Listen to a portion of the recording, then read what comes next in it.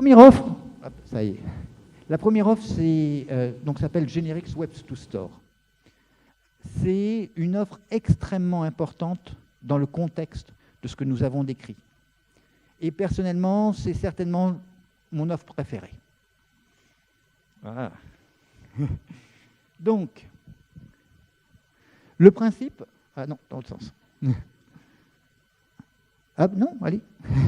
Merci. Le principe, c'est qu'on a séparé les différentes étapes de l'acte d'achat en prenant les 3 grandes phases. Première phase, la sélection des articles. Donc vous pouvez avoir soit une sélection simple, soit le paiement d'une avance, paiement d'un acompte, ou le paiement complet. Au bout du spectre, vous avez la finalisation de la transaction, avec le paiement complet, le paiement partiel ou le retrait simple.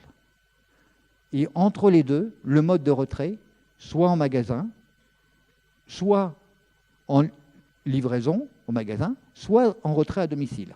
Retrait à domicile ou livraison dans, dans un point de retrait. Et si on regarde les combinaisons de l'ensemble de ces éléments, si je fais du click and collect, j'ai un paiement complet, une livraison au magasin et un retrait simple. Si je veux faire une réservation en magasin, je vais faire soit une sélection simple, soit le paiement d'une avance. Je vais aller chercher le produit en stock magasin et j'ai payé le complément si nécessaire. Si je suis dans une transaction Internet, j'ai le paiement complet, la livraison à domicile et le retrait simple. Et vous pouvez multiplier les différents schémas en fonction du parcours client que vous voulez créer. Donc, les bénéfices de cette offre,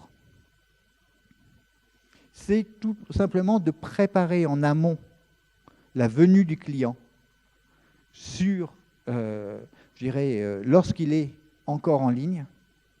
Et une fois que ce client a réservé son produit, par exemple, l'amener en magasin et que le magasin puisse jouer pleinement son rôle, ce qu'on appelle d'upselling ou de cross-selling. Vous avez choisi un produit A, mais finalement, c'est le produit B qui va vous correspondre le mieux. Vous avez choisi le produit A, mais vous avez les accessoires, pour ce produit A que je peux également vous proposer. Deuxième élément extrêmement important dont on n'a pas parlé encore aujourd'hui, c'est finalement comment j'utilise dans ce dispositif mes vendeurs en magasin. Les vendeurs en magasin ont été les parents pauvres du e-commerce. Soit parce qu'ils voyaient le e-commerce tout simplement comme un concurrent. Moi, je suis en magasin et on peut commander directement depuis son canapé, donc c'est un concurrent. Soit pire, avec le click and collect, mon rôle est limité à simplement, j'apporte le produit et je suis simplement un guichetier. À travers, ce service Web to Store, que d'ailleurs on pourrait appeler Store to Web, je suis dans une situation où le client va donner ses coordonnées à l'entrée du magasin et où les vendeurs peuvent pleinement jouer leur rôle. Puis le troisième bénéfice extrêmement important, c'est que le magasin peut gérer, et là on est dans des logiques vraiment omnicanales.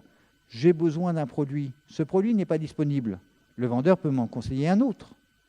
Mais finalement, il a toute la possibilité du web à sa disposition.